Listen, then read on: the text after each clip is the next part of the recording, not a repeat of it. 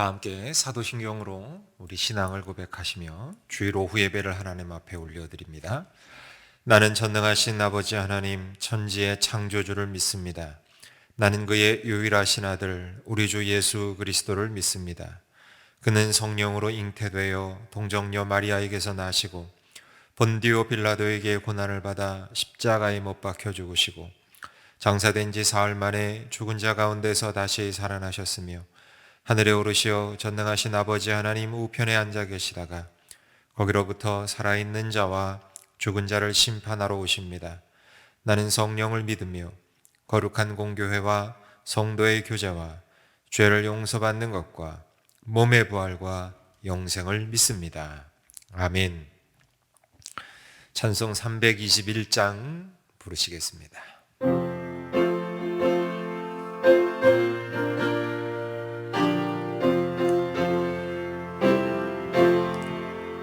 날 배속하신 예수께 내 생명 모두 드리니 늘 진실하게 하소서. 내 구주 예수여 나 구주 위에 살리라.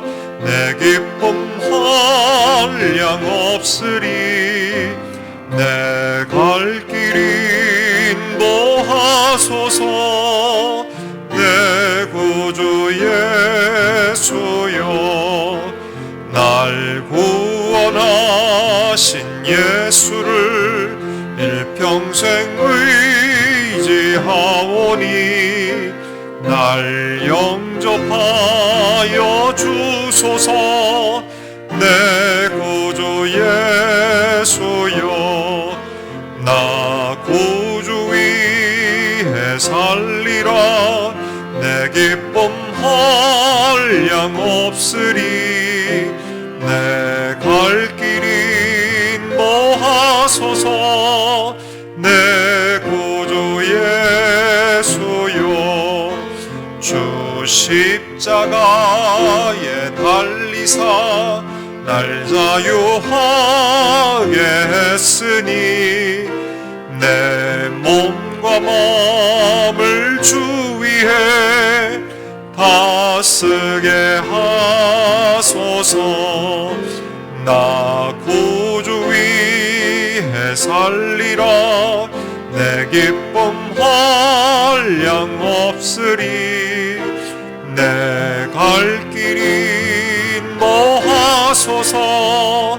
내 구주 예수여.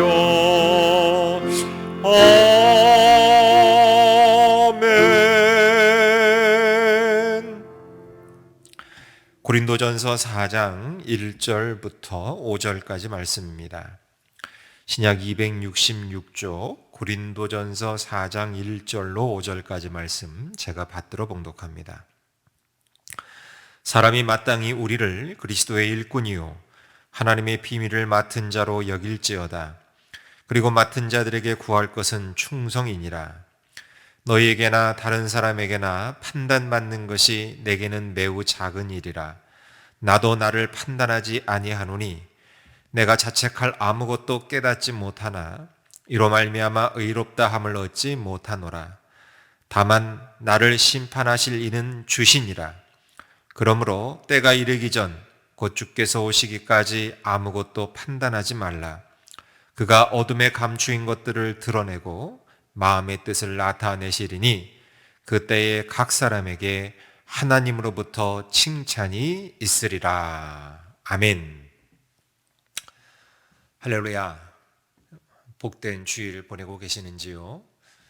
오후 예배에 온라인으로 예배하시는 모든 우리 성도님들을 우리 주님의 이름으로 먼저 간절히 축복합니다. 오늘 말씀에 큰 은혜가 되시기를 기원합니다. 예전에 교도소를 경험해 보신 몇몇 분들의 말씀에 의하면 들어보니까 이 교도소 생활은 몇 가지 견디기 어려운 고통이 있다고 합니다. 첫 번째는 자유를 잃어버린 고통입니다. 가고 싶은 곳에 갈 수 없고 보고 싶은 것도 볼 수 없고 또 하고 싶은 일을 할 수가 없습니다. 꼼짝없이 갇혀서 한정된 공간 안에서만 지내야 합니다. 그러니까 자유를 빼앗기고 구속당하는 고통, 이게 교도소 생활의 첫 번째 고통이랍니다. 두 번째 고통은 뭐냐? 춥고 배고픈 것이랍니다. 여러분 한번 상상해 보십시오. 추운 겨울에 따뜻한 아랫목이 없습니다. 절절 끓는 방 못 잡니다. 더운 여름에 에어컨 없습니다. 우리는 조금만 더워도 어디 에어컨 없나 하고 에어컨을 찾고 틀지요. 그런데 에어컨 없습니다. 그런가 하면 요즘 얼마나 맛있는 것 많이 있는 시대입니까? 주변에 정말 맛있는 음식 천지입니다. 그런데 먹고 싶은 것 제대로 먹지 못합니다. 이게 얼마나 절박한 것인가는 경험해 본 사람만이 안다는 거지요. 세 번째는 어떤 고통이냐? 모욕당하는 고통이 있다고 합니다. 그러니까 내 명예, 내 인격, 내 업적 전혀 인정해 주지 않습니다. 인간적으로 감당하기 어려운 모욕과 수치를 당해야만 합니다. 이게 참 견디기 어려운 고통이라는 거예요. 그런데 마지막으로 한 가지 더 있습니다. 근데 이것이야말로 그 어떤 고통보다 더 견디기 힘들고 가장 큰 고통이라고 합니다. 여러분, 그게 뭔지 아십니까? 그것은 바로 한가로움이라는 겁니다. 한가로움. 여러분, 한가롭다는 게 뭐지요? 다시 말해 할 일이 없는 것 아니겠습니까? 그러니까 할 일이 없는 것이 가장 큰 고통이라는 거예요. 한가로움이 고통이라고 하면 여러분 어떻게 생각되십니까? 아니 지금 나는 일하기 싫어 죽겠는데 아무 일도 없으면, 아무 일도 시키지 않으면 그냥 쉬고 좋은 거 아닌가? 여러분 그렇게 생각되십니까? 그런데 그렇지 않습니다. 여러분 우리 인생에서 가장 큰 고통은 바로 이 한가로움입니다. 아무 일도 할 수 없다는 것, 아무것도 할 일이 없다는 것, 이것보다 더 큰 괴로움 없습니다. 그래서요, 교도소에서는 뭔가 일을 시키는 것이 일종의 상이요, 혜택이라는 거예요. 처음에는 일 안 시킵니다. 일 시키지 않다가 교도소 생활 모범적으로 잘해야 그제서야 일을 시킨다는 거예요. 그리고 벌을 줄 때는 가장 지독한 벌이 여러분 다 아시죠? 독방에 가두는 벌입니다. 근데 독방이 왜 가장 지독한 벌이냐? 혼자 가둬놓고 아무 일도 시키지 않는 거예요. 그야말로 한가로움의 극치입니다. 그러니까 이 한가로움이 가장 견디기 힘든 고통이라고 교도소를 경험해 본 사람들은 이구동성으로 수료하고 있더라는 겁니다. 사람은 일을 해야 합니다. 할 일이 없다는 것, 일을 할 수 없다는 것, 이보다 더 괴로운 일이 없습니다. 행복은 여러분 일을 하는 데 있습니다. 미국의 유명한 자동차 왕인 헨리 포드는 자신의 집 장작을 떼서 불을 피우는 그 난로 앞에 이런 글을 직접 새겨 놓았다고 합니다. 장작을 몸소 패면 겹으로 더워진다. 여러분 얼마나 멋진 말입니까? 정말 추울 때는 난로에, 활활 타는 난로에 가까이 다가가도 춥습니다. 그러나 몸소 내가 장작을 패면 패는 동안에 몸에 열이 나서 후끈해져서 몸이 덥고 또 따뜻한 물을 피워서 또 덥습니다. 그러니까 이중으로 따뜻할 수 있습니다. 이게 맞는 말 아니겠습니까? 음식으로 인한 즐거움도 마찬가지예요. 세상에서 제일 맛있는 음식은 어떤 음식인지 아십니까? 열심히 일한 다음에 허기진 상태에서 먹는 음식이 최고로 맛있는 음식입니다. 이보다 더 맛있는 요리는 없습니다. 승용차를 타는 것도 마찬가지입니다. 여러분, 다 승용차 타시지요? 자가용 다 타시지요? 내 차 다 타시지요? 그런데 승용차를 타는 기쁨은 어디 있습니까? 가만히 한번 생각해 보세요. 좋은 승용차를 탔다고 하십시다. 근데 여러분, 그 차가 내 차라서 내 것이어서 여러분 좋습니까? 기분 좋습니까? 물론 그것도 기분이 좋습니다만, 그러나 내가 자동차를 손수 운전해서 달리는 기쁨과는 비교가 되지 않습니다. 승용차를 타는 기쁨은 운전하는 기쁨에 있습니다. 기사를 두고 뒷자리에 폼 좀 잡고 앉으면 편하고 마냥 좋을 것 같지만 그 운전하는 기쁨 될 바가 아닙니다. 건강도 일하는 사람의 것입니다. 일하는 사람이 건강합니다. 어느 책에서 슈바이처, 피카소, 토스카니니 한 번쯤은 다 들어보셨죠? 이 세 사람에 관해서 써놓은 글을 읽은 기억이 나는데 이 세 사람에게는 공통점이 있습니다. 뭐냐? 20세기 최고의 인물들입니다. 그리고 세 분 다 90살이 넘도록 건강하게 살았습니다. 그런데 또 한 가지 공통점이 있어요. 그 공통점이 뭐냐? 세 분 다 일을 즐긴 분들이라는 사실입니다. 슈바이처 이분 아프리카에서 그 아프리카 사람들을 치료하는 일에 평생을 바쳤습니다. 피카소는 그림을 그리는 일에, 토스카니니는 음악에 평생을 바쳤습니다. 근데 이분들은 따로 휴식을 즐겨본 적이 없습니다. 그 일 자체를 즐겼습니다. 그런데 일을 즐기니까 건강하게 오래 살더라는 거예요. 일을 하면 의욕이 생겨요. 일을 즐기며 보람이 있고 기쁨이 생깁니다. 그러니까 신체 기능이 활발해지고 신진대사가 촉진이 됩니다. 그러니까 건강할 수밖에 없습니다. 슈바이처는 아프리카 밀림에서 원주민들과 원시적인 생활을 하면서도 95세까지 일했습니다. 그런데 이분이 말년에 이런 말씀을 하셨어요. 모든 병에 대한 가장 좋은 약은 내가 할 일을 가졌다는 사실을 아는 것이다. 이런 말을 했어요.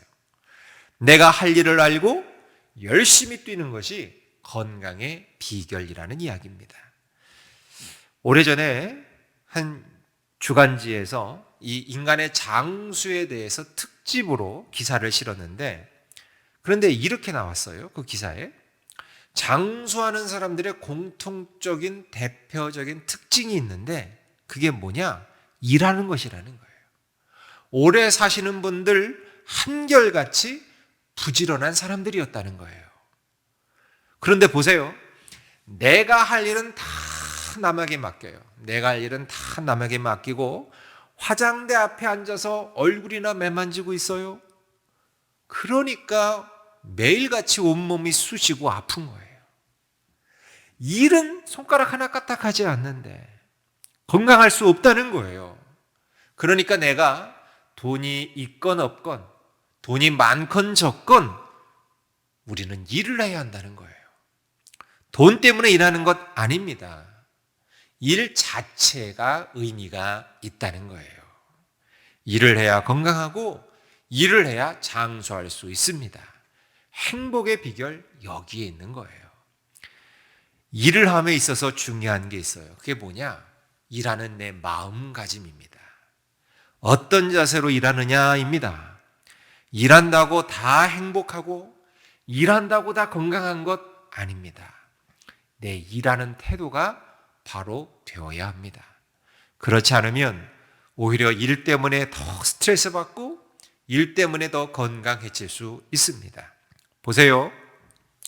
말 그대로 먹고 살기 위해서 어쩔 수 없이 일하는 사람들 있습니다.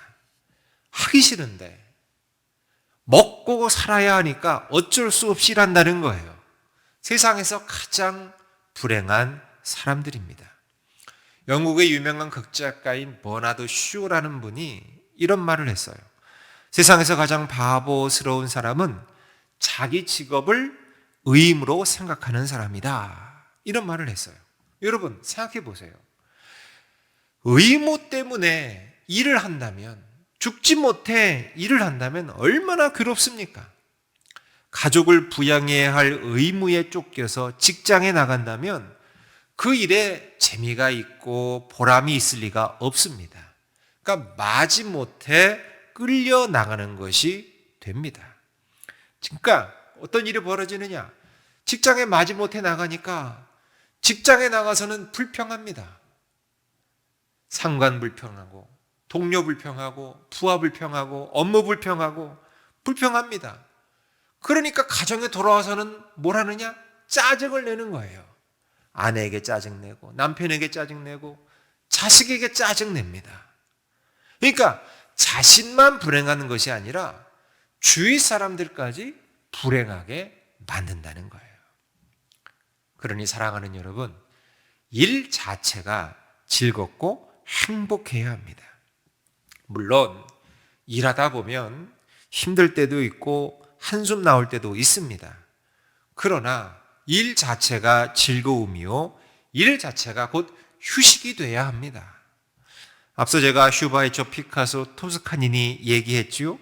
근데 이분들은요, 들리는 말에 의하면 하루에 15시간 이상 일하셨다고 해요. 놀랍지 않습니까? 그런데 15시간 이상을 자신들의 그 분야에서 열심히 일하는데도 조금도 힘들어하지 않았다는 거예요. 일을 재미로 했고 일보다 즐거운 것이 없었기 때문이었어요.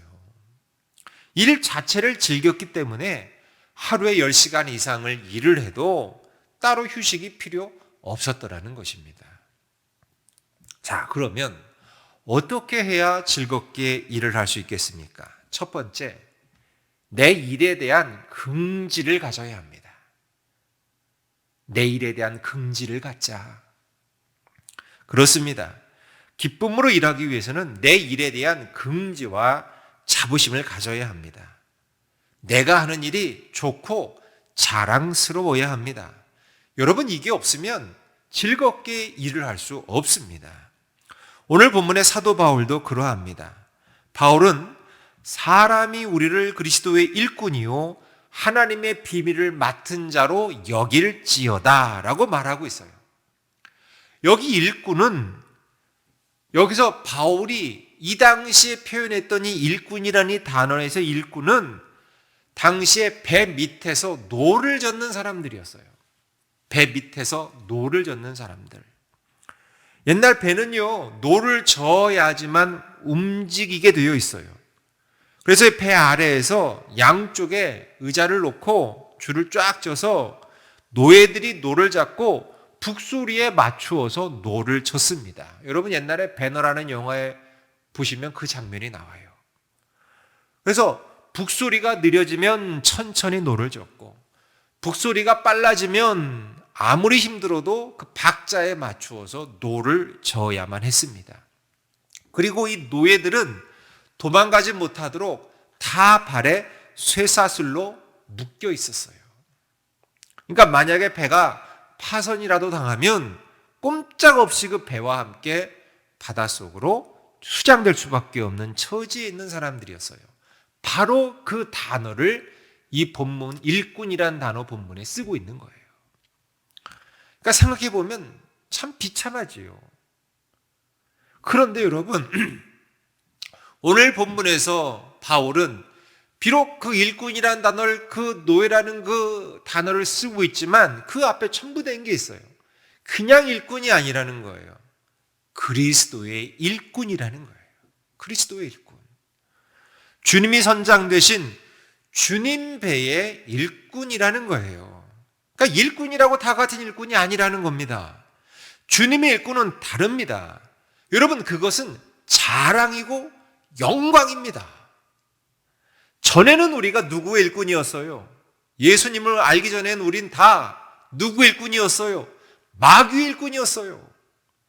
저도 마귀의 일꾼이었고 여러분도 마귀의 일꾼이었어요. 예수님을 알기 전에는. 그런데 이제는 예수 그리스도의 일꾼이 되었어요. 그래서 누구 일을 하는 거예요? 주님의 일을 합니다. 바울에게는 주님의 일을 한다는 것 자체가 그렇게 기쁘고 영광스러울 수 없었습니다. 그러면서 또 자신을 하나님의 비밀을 맡은 자라고 했어요.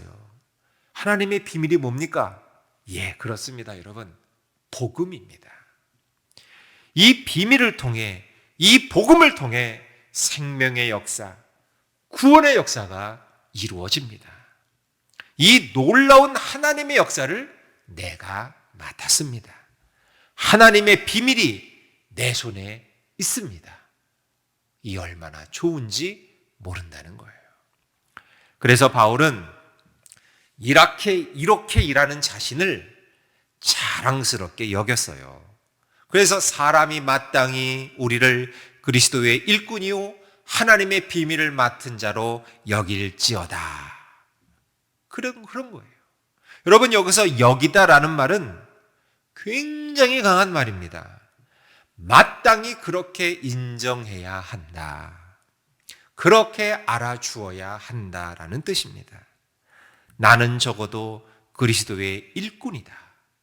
온 우주의 주인 되시고 나의 구세주 되시는 주님의 일꾼이다. 이것을 긍지로 삼았던 것입니다. 이보다 더 자랑스러운 직분이 없다고 생각했습니다. 하나님의 비밀을 맡음에도 마찬가지입니다. 긍지와 자랑을 가졌습니다. 나를 하나님의 비밀을 맡은 자로 여겨라. 이게 내 자랑이다. 나의 나됨이 여기에 있다. 그래서 기뻤고, 그래서 영광스러웠던 것입니다. 하나님께서 나를 하나님의 일에 부르셔서 세우셨어요. 하나님의 일꾼으로 복음의 비밀을 맡은 자로 세우셨습니다. 여러분, 얼마나 영광스러운 일입니까? 주님의 일을 하게 된 데 대해 긍지와 자랑을 가지시길 축원합니다. 아주 예전에 제가 이렇게 뉴스를 보니까 그때 한창 대통령 대선이 있을 때였어요. 굉장히 오래전 일인데 어느 회사 굴지 회사의 사장님이 모 대통령 후보가 와서 나 좀 도와달라고 하니까 그 사장 사표를 던지고 달려나가더라고요.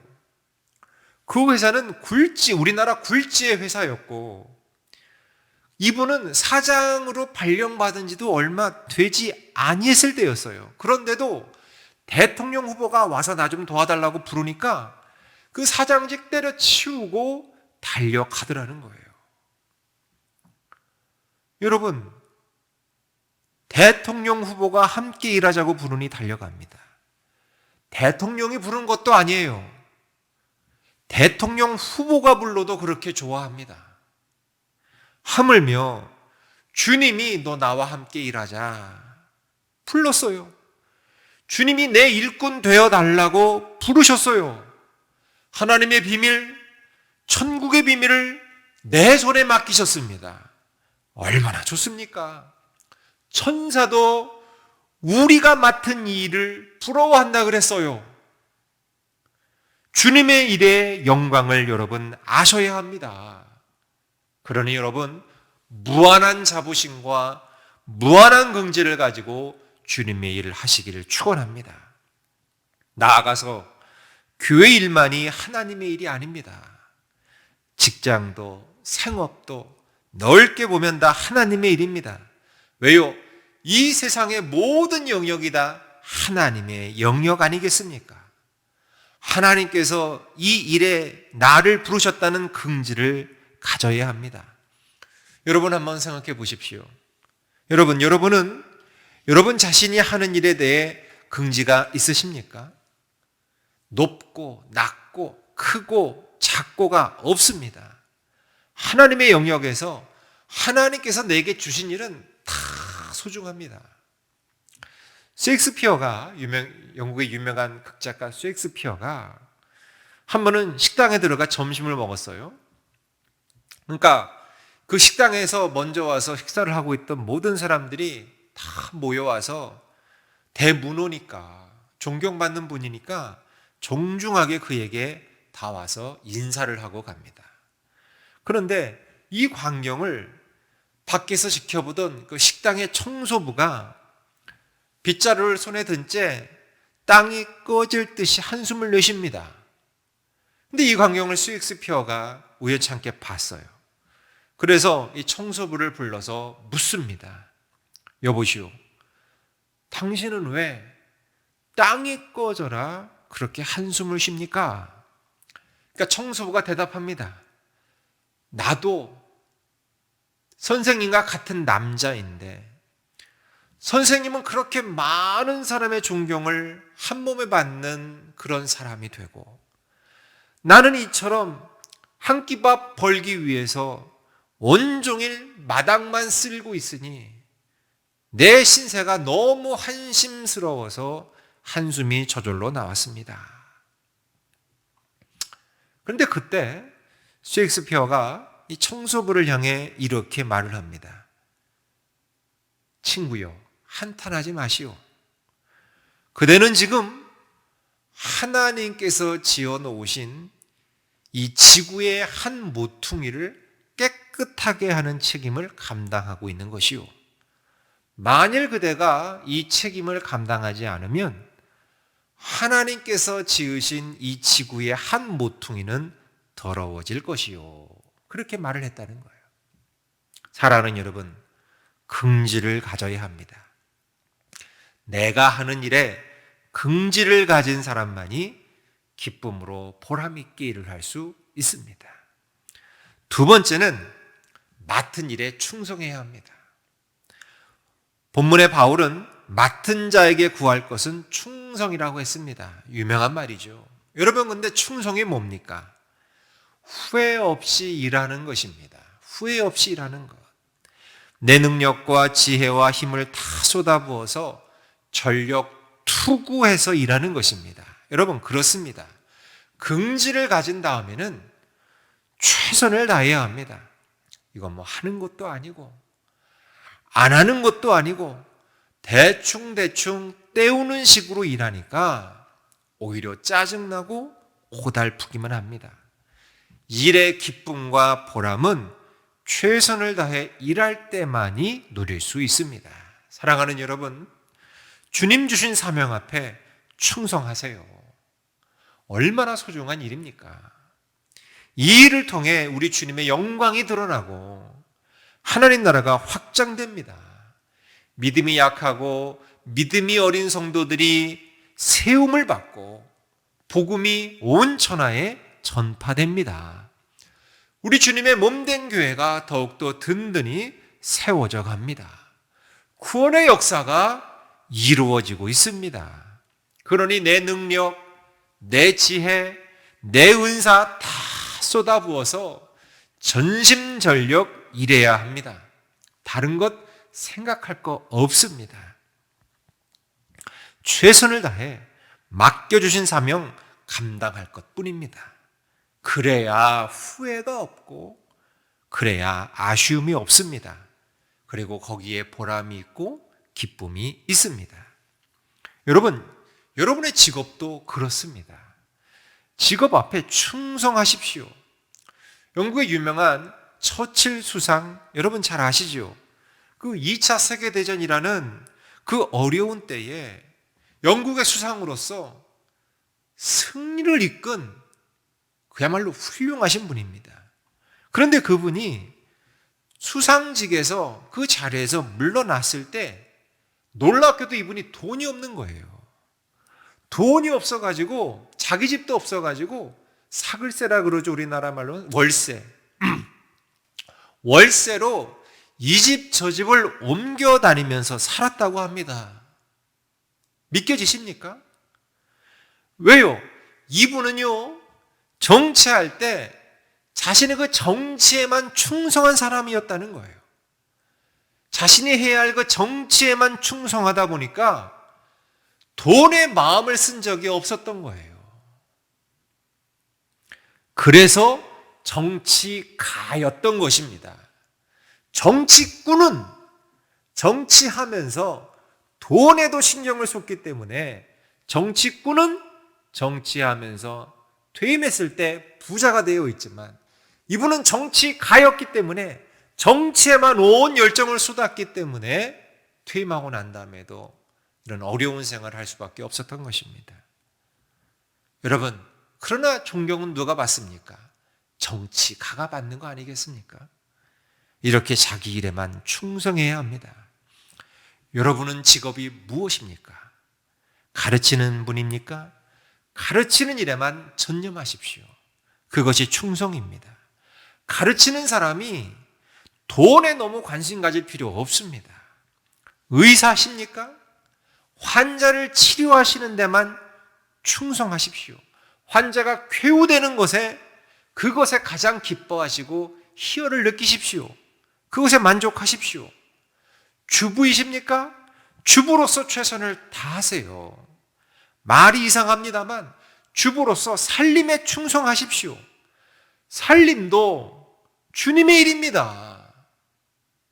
무슨 일을 하든 내가 하는 그 일이 가장 소중하고 그래서 그 일을 즐기고 그 일을 위해 자신을 전부 바칠 줄 아는 사람이 되어야 합니다. 내 일을 위해 내 전부를 쏟아 붓는 것입니다. 그것이 충성이요, 그 사람이 행복한 사람입니다.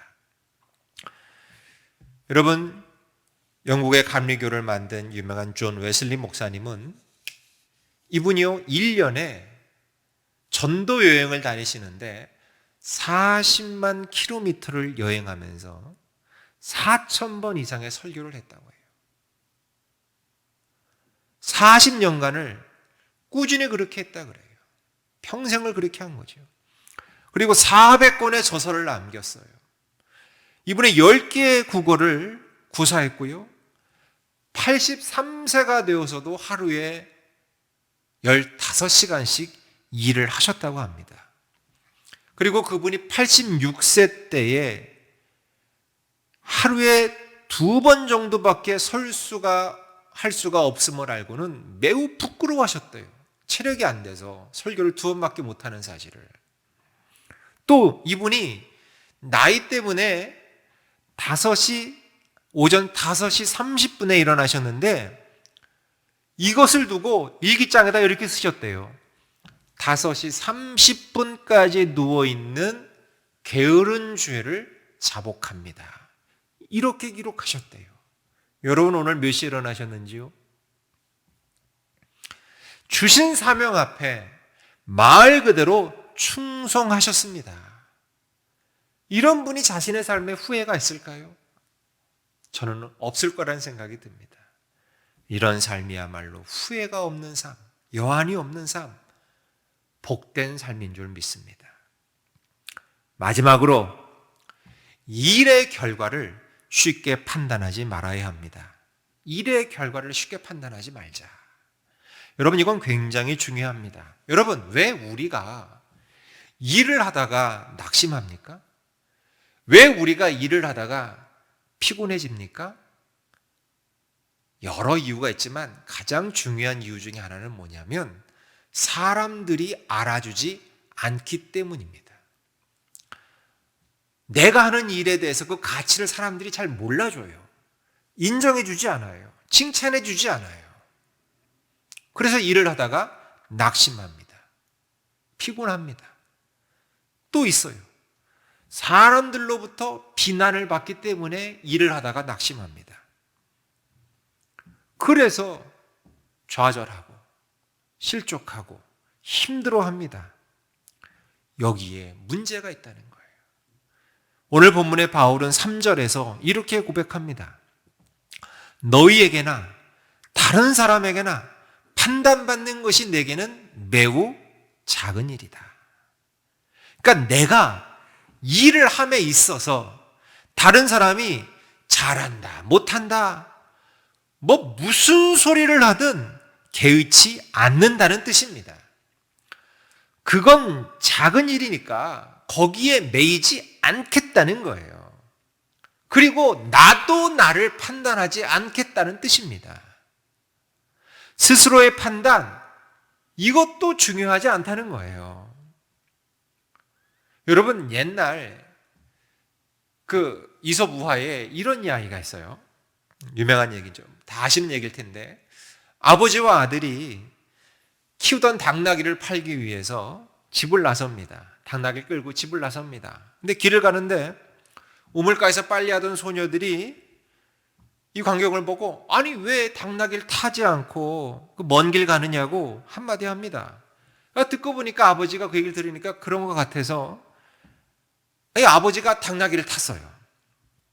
근데 조금 길을 가다 보니까 아주머니들을 만났는데 아줌마들이 아니 이 조그만 애는 불쌍하게 걷게 하고 아들은 걷게 하고 어른만 당나귀를 타고 간다고 한마디 합니다. 그래서 바꾼 거예요. 아들을 당나귀에 태우고 아버지가 걸었어요. 그래서 다시 길을 가니까 이번엔 노인들을 만났는데 노인들이 이걸 보더니만 어떻게 나이든 어른이 걷고 아직 건강한 아이는 나귀를 타고 가느냐고 예의 없다고 무례하다고 벌컥 화를 내고 비난합니다. 그러니까 이 아버지와 아들이 난처해진 거예요. 그래서 국리 끝에 아버지와 아들이 모두 다 당나귀에 올라탔습니다. 이제는 아무 일 없겠지 하고서 다시 가는데 이번에는 양을 치는 목동들이 이걸 보고 이 말 못하는 짐승 당나귀 등에 2명씩이나 올라탔다고 동물 학대라고 당나귀 불쌍하다고 한마디씩 합니다. 이거 어떻게 합니까? 하는 수 없이 당나귀에서 내렸습니다. 다 해봤는데 이제 별 수 없어서 이 아버지와 아들이 국리 끝에 당나귀 2발을 묶습니다. 앞에 2다리, 뒤 2다리 이걸 끈으로 묶어서 이제 막대기를 이제 중간에 딱 걸쳐가지고 앞뒤로 아버지가 앞에서 아들이 되어서 당나귀를 묶고 메고 그러고 이제 다시 길을 간 거예요. 그러다가 다리를 건너야 되는데 이 당나귀가 여러분 가만히 있겠습니까? 묶인 당나귀가 발버둥을 치는 바람에 전부 미끄러져서 물에 빠졌다는 그런 이야기입니다. 여러분 다 아시죠? 여러분 근데 이 이야기는 무슨 이야기입니까? 귀를 막으라는 뜻입니다. 여러분 귀 막으세요. 이 소리 저 소리 다 듣고는 주님의 일 할 수 없습니다. 내 일 할 수 없습니다. 됐다고도 하지 말고 안 됐다고도 하지 마십시오. 누가 좀 칭찬했다고 해서 다 성공한 양 자만하지도 마시고요. 누가 좀 못한다고 해서 섭섭한 말 들었다고 해서 다 끝난 양, 다 실패한 양 절망하지도 마십시오. 잘했는지 못했는지는 주님 앞에 서 봐야만 합니다. 본문에도 말씀하십니다. 다만 나를 판단하실 이는 주시니라. 나를 판단하실 이는 주시니라.